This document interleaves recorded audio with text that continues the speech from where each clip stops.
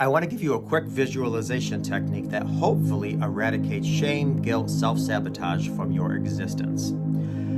First and foremost, take out some paper and I want you to write down every memory you have, every feeling, every story of whatever you have ever endured in terms of self-sabotaging behavior. So was that you self-sabotaged jobs? Did you self-sabotage relationships? And why? And what contributed? Why did you self-sabotage? Write down times where you felt guilty. Write down times that you felt shamed. Did you have experiences in your childhood that brought you shame? Was it something your parents said or did? Was it something that you did, even if it's stealing from a store?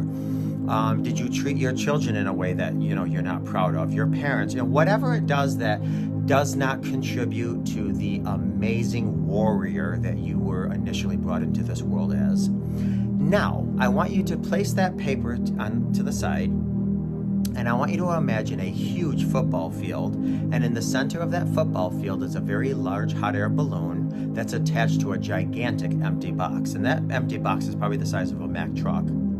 And then all around this football field are hundreds and hundreds of small empty boxes.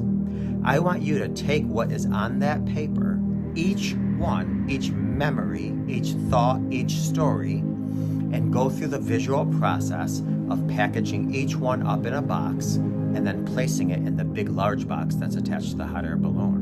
Now, this could take you a couple minutes. It seriously could take you a few hours depending on what's on this paper. But once all of those empty boxes are completely wrapped up and duct taped shut and placed into the big box that's attached to the hot air balloon, I want you to press that button to start up the hot air balloon. And I want you to sit there and just watch that hot air balloon slowly rise. And it's rising off the grass, and it's going into the air, and you see it going above trees, and next you see it slowly going above buildings. Next thing you know, it's above the highest mountains. You see it approaching the clouds, and it goes into the clouds, and it goes away.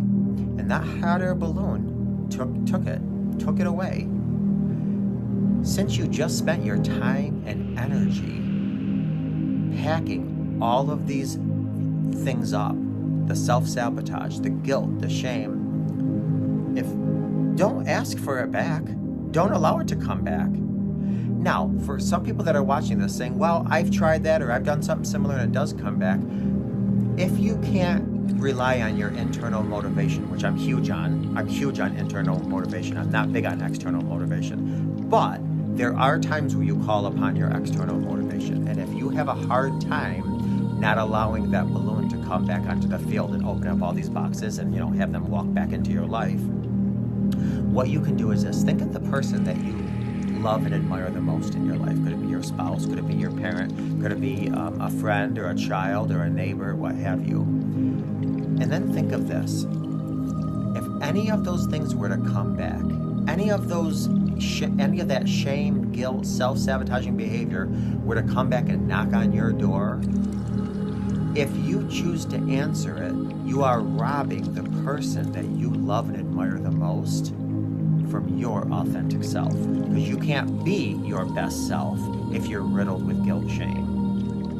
So think about, I love this person so much. I admire this person in my life, and I don't want to be anything less than all I can be for this person. So I'm not going to open up the door, even though I hear shame and guilt and self-sabotage knocking on it, because then I am cheating that person I love out of authentic me. Try that. Let me know if it works.